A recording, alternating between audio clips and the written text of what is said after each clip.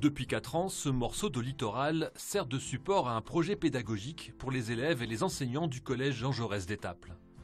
Une aire marine éducative sur laquelle les élèves viennent faire leurs travaux pratiques tout au long de l'année.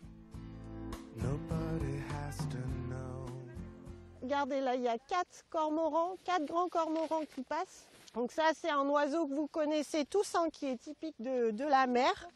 Au cœur de l'estuaire, des élèves de 6e et de 5e. 36 petits explorateurs à la découverte des animaux marins. Quelque chose au doigt fin. Ça peut être dans les limicole.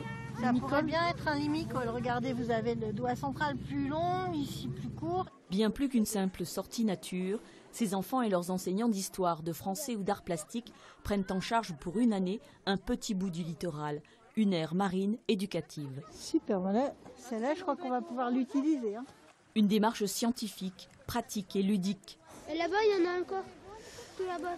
Exact. Pour étudier la richesse et la fragilité de ce milieu. On a repéré les dangers pour les oiseaux.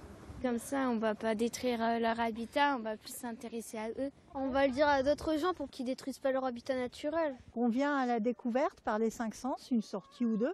Et puis ensuite, ils vont choisir une thématique aussi, en proposer, argumenter, voter pour choisir la thématique. Donc là, c'est eux qui vont déterminer les actions qu'ils vont mener et les personnes qu'ils veulent rencontrer pour approfondir leurs connaissances.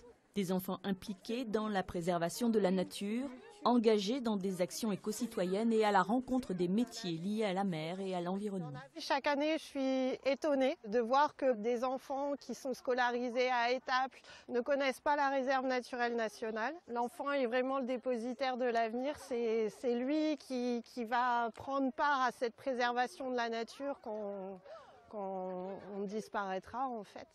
Et donc c'est un projet très valorisant pour moi parce que ça me permet de leur faire connaître un trésor de nature qui est proche de leur collège. La première aire marine éducative a vu le jour il y a 10 ans en Polynésie française. Aujourd'hui dans les Hauts-de-France, elles sont 32, d'Ambleteuse jusqu'au Tréport.